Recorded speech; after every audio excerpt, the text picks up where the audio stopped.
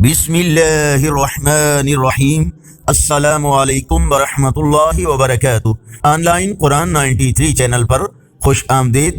آج کی ویڈیو میں آج کے کیلنڈر کے ساتھ چند اللہ اور اس کے رسول صلی اللہ علیہ وآلہ وسلم کے فرامین، لیکن آگے بڑھنے سے پہلے نیکی کی دعوت کا حصہ بنے، صدقہ جاریہ کی نیت سے اس چینل کو لائک، سبسکرائب اور شیئر کریں۔ بیل آئیکن پر کلک کر کے آل پر کلک کریں تاکہ ہر آنے والی ویڈیو آپ تک پہنچ سکے۔ اللہ تعالیٰ نے ارشاد فرمایا، پلٹ آؤ اپنے رب کی طرف اور اس کی بات مان لو، اس سے پہلے کہ تم پر عذاب آ جائے، پھر تمہیں کہیں سے کوئی مدد نہ مل سکے۔ فرمانے آخری نبی صلی اللہ علیہ وآلہ وسلم، جسے پسند ہو کہ اللہ پاک اس کی دعا قبول فرمائے اور دنیا اور آخرت کی پریشانیاں دور کرے، تو وہ تنگ دست کی دیکھ بھال کرے یا اس کی مدد کرے، اور جو چاہتا ہو اللہ پاک روز قیامت اسے جہنم کی آگ سے بچا کر اپنے سایہ رحمت میں جگہ عطا فرمائے، تو وہ مسلمانوں پر سختی نہ کرے بلکہ ان کے ساتھ نرمی سے پیش آئے۔ نبی اکرم صلی اللہ علیہ وآلہ وسلم نے فرمایا، کیا میں تمہیں سب سے بڑا گناہ نہ بتاؤں؟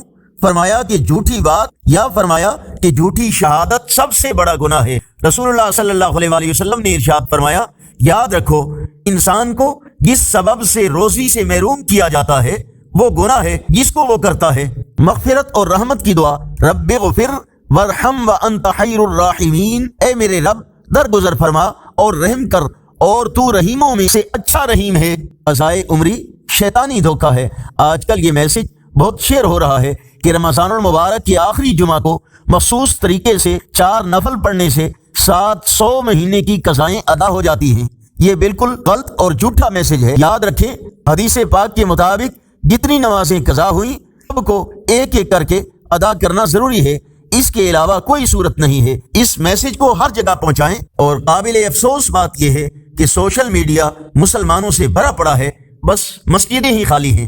آج کا کیلنڈر 5 اپریل 2024 بروز جمعۃ الوداع۔ پاکستان، انڈیا، بنگلہ دیش میں 25 رمضان المبارک، سعودی عرب، متحدہ عرب امارات، افغانستان میں 26 رمضان المبارک، اور پنجابی دیسی مہینے چیت کی آج 24 تاریخ ہے۔ یقیناً اللہ اور اس کے رسول صلی اللہ علیہ وآلہ وسلم کے فرامین آپ کی اصلاح، ہدایت اور معلومات میں اضافے کا ذریعہ ہوں گے۔